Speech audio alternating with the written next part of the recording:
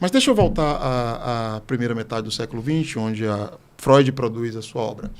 Diz para nós assim, quais são os elementos daquela cultura, daquele momento, que estão presentes, que acabaram fazendo parte de maneira orgânica das descobertas freudianas. O que a psicanálise tem a ver com aquela cultura? Porque eu concordo com você. O ritmo da vida na primeira metade do século XX era um. O ritmo da vida na primeira metade do século XXI é completamente diferente. E a gente tem que fazer essa transposição, né, André? Claro, claro. Inclusive renovar o próprio saber da psicanálise. Sim. Eu vou fazer o seguinte, eu vou simplificar essa pergunta, que eu acho que eu estou complexificando demais. Como é que a psicanálise, eu vou perguntar assim, ó, como é que esse saber que foi produzido na primeira metade do século XX, numa sociedade com um ritmo diferente da nossa, sem as conexões que a gente tem hoje, vai dar conta das demandas dessa sociedade atual, acelerada, tecnologizada, medicalizada. Como é que faz? Como é que um psicanalista sobrevive sob a concorrência dos psicofármacos, por exemplo? Olha, a sua questão... É a discussão da Rudinesco, né? Isso. A sua questão aqui, ela é muito interessante, é uma questão que eu acho que eu pesquiso, leio sobre isso há mais ou menos 7 anos. Joia. Que eu fico com essa questão, né? Que eu acho que para todo estudante de psicologia que está se iniciando nos estudos psicanalíticos ou até não psicólogos, se depara com essa questão. Olha, eu estou lendo aqui o Freud, né? Muito interessante, legal, mas isso não é um pouco ultrapassado? Não surge essa sensação, né? Parece anacrônico. Pronto, vamos lá. Mas vamos tentar entender aqui, né? E eu nem pretendo esgotar a questão, porque isso são... O Lacan tá o tempo inteiro se desdobrando também diante dessas mudanças, né? Bom, mas vamos pensar aqui. O Freud era um médico que encontrou uma determinada fenomenologia de principalmente mulheres, não só mulheres, né? Ele é um dos primeiros a apontar que a histeria também os homens padeciam dela, sim. Porém, principalmente mulheres padeciam no corpo de algumas manifestações, dores, cegueiras, determinadas paralisações no corpo. E essas mulheres foram encaradas como frescurentas, pessoas que estavam fingindo, né? A gente não tinha essa noção que é muito simplista de psicológico, porque até hoje continua muito simplista. Sim. Quando você qualquer coisa é psicológico, né?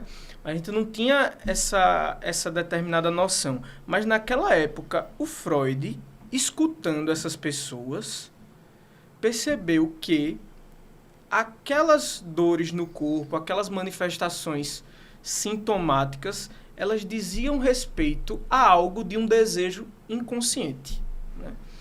Tanto essas pessoas como na neurose obsessiva. Ou seja, enquanto na histeria, esse retorno do recalcado, né? Aquilo que eu não estou elaborando no meu eu, volta pelos xistes, pelos atos falhos, pelos sonhos e pelo sintoma, pelo meu corpo.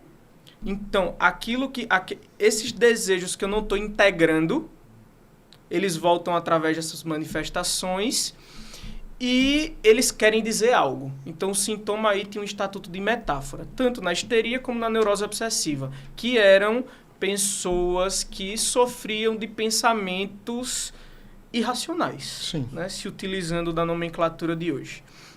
Dentro desses dois grandes quadros, o Freud percebeu que, naquela época, né, se utilizando de um texto dele, havia uma moral sexual civilizada, ou seja, a moral da época, ela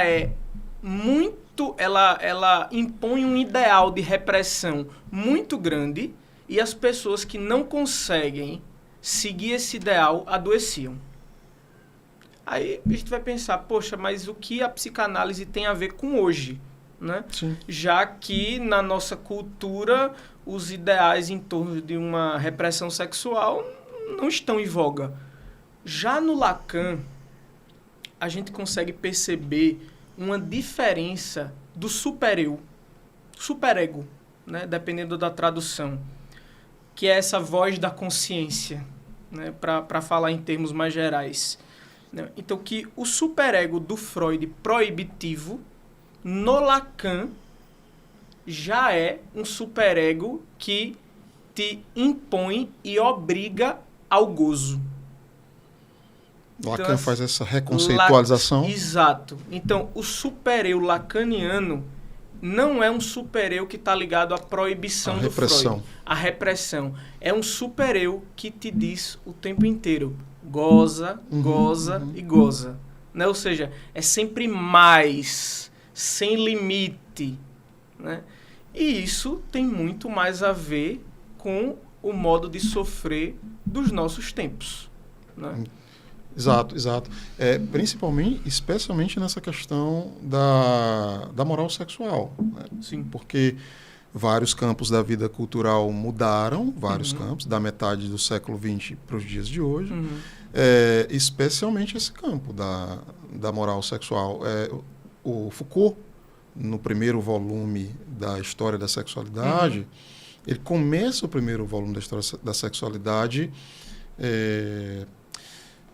rebatendo, eu vou usar esse termo, né? Rebatendo, criticando, colocando em dúvida o que ele chama de hipótese repressiva. O Foucault vai dizer, olha, o que a gente tem, na verdade, não é um movimento enorme de repressão. É o contrário, a gente tem no Ocidente uma incitação a discursividades sobre o sexo, sobre o sexo, sobre o sexo. Para poder controlar. Exatamente. É daí que nasce, exato, para poder controlar. É daí que nasce, inclusive, que ele chama lá de dispositivo de sexualidade e a heteronormatividade.